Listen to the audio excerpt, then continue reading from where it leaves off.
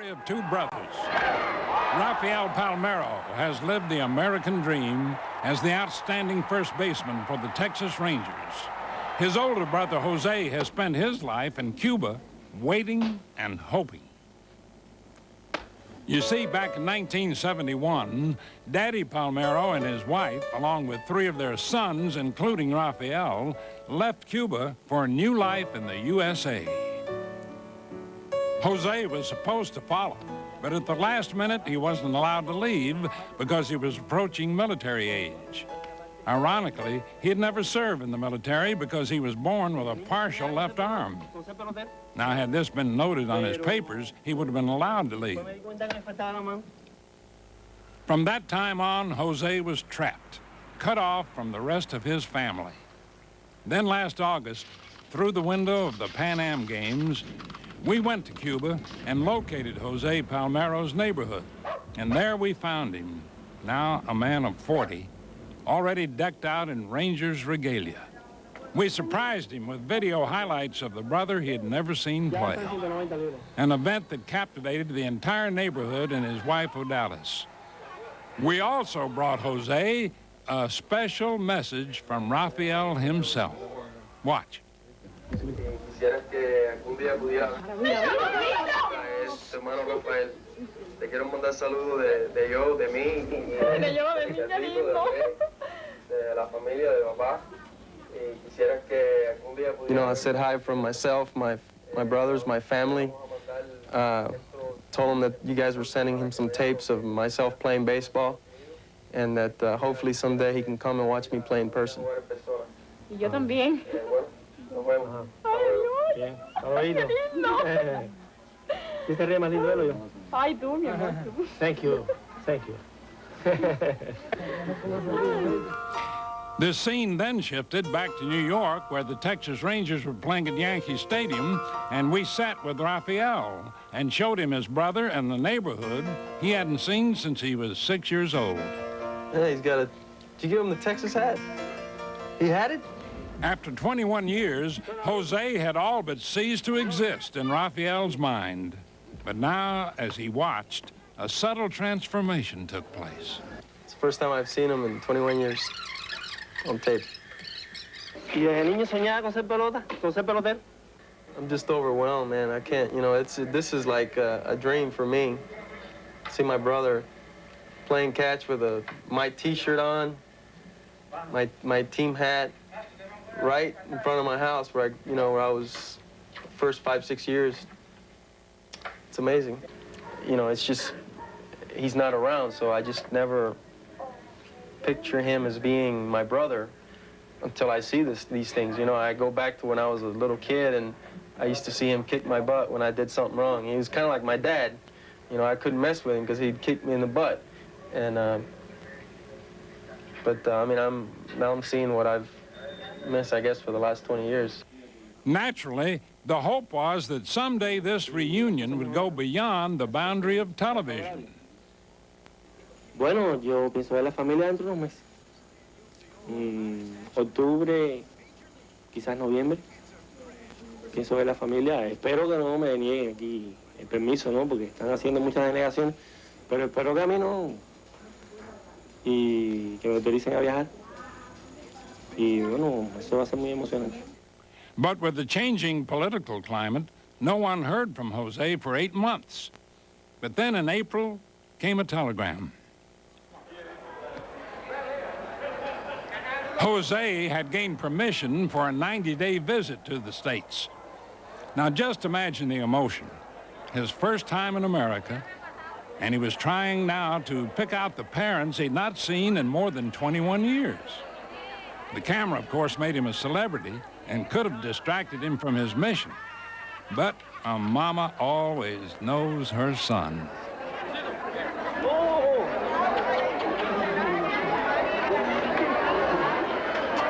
Oye, soy más famoso que vaya. ¿Y este gordito que está aquí?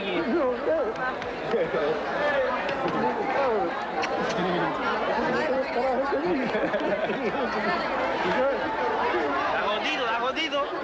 Y mi hermanito de acá. Bien, bien, bien.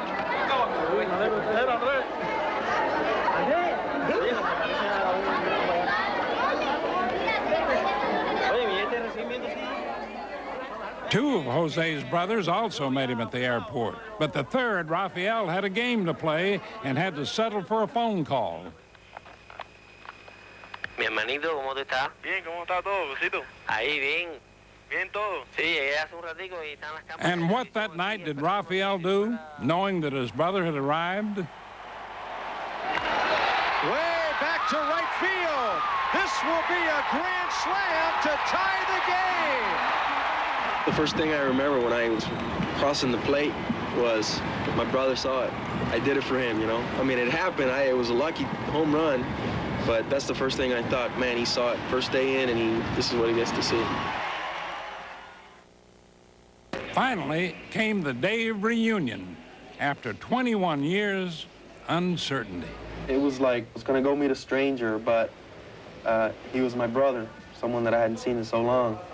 And when I saw him for the first time, and you know, he gave me a hug, it was like I was back to 5 years old, and here's my brother, you know, giving me a hug back at home.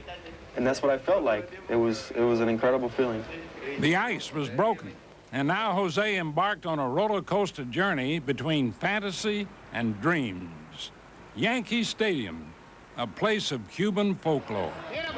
There, along with brother Rick, Jose witnessed firsthand the lifestyle of a baseball hero. He even offered to lend a hand.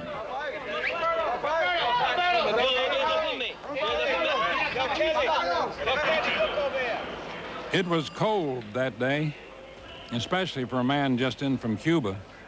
And so, the early, tender signs of brothers reaching out.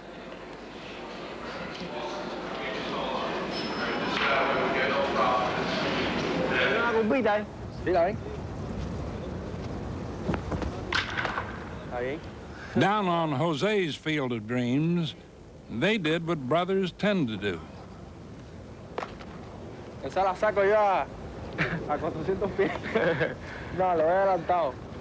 And if by chance Rafael was still having trouble expressing his love, it was clear in the clubhouse that he had told his teammates Jose's story time and time again.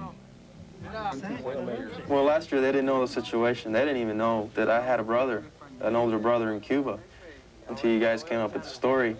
And they really got into it. You know, they were interested in what was going to happen and if he was going to have a chance to come up. And, you know, last night when he went around and met some of the guys, they were really happy for him and for me that we all got together. And, you know, especially for him because he, you know, he's had it so hard all his life to come to this country and visit and experience what life is all about.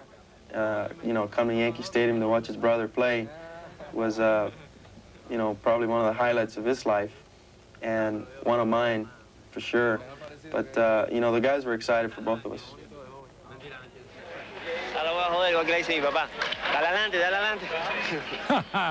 Some playful advice.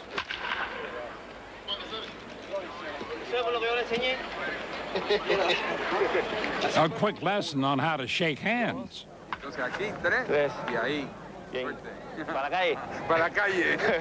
And best of all, his first taste of a ballpark tradition.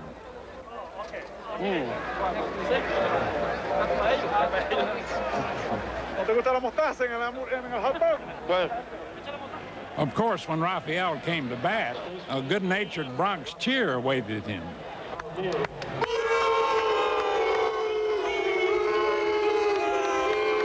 You know, for the first time in a long time, I was nervous because I wanted to, you know, to play well. I wanted to show him that, you know, that I can play and that I can do a good job. The left field. And that should be enough to score the speedy Cangelosi. The Rangers take the lead 1-0.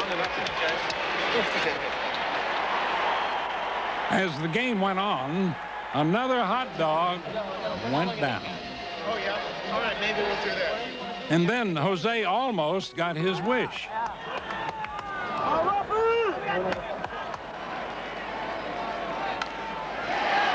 High and deep to right field. How deep?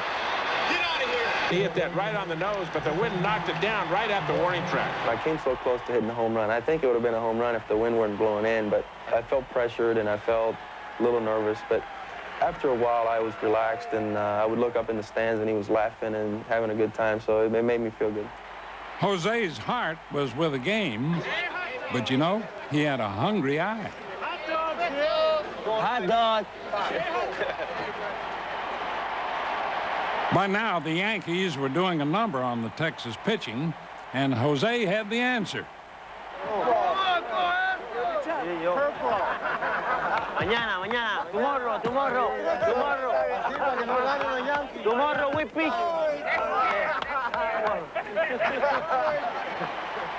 Then the Rangers rallied, and Jose didn't miss a beat. Hasta que no se acabara el juego no se acaba hasta que se acaba. Well, this should Charlie Hayes there to step on the bag, and the Yankees win this one 8-7. When the game is over, Rafael had a question. Yo comí como 3 perros calientes y no tengo hambre. The incredible day had come to a close, an adventure beyond Jose's dreams. But now, it was time to reflect on everything from this day to a day 21 years ago. Bueno, fue un momento muy triste porque fue el momento de la despedida. Cuando nos despedía todos en el aeropuerto de Varadero, en Cuba, la provincia de Matanzas. Fue un momento muy triste. Y mi papá quiso que fuera muy breve.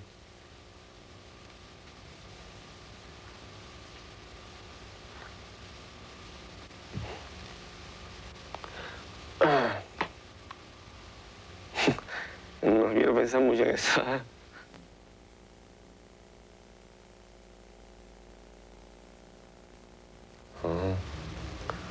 Bueno, el amor de hermano es una cosa muy grande. Y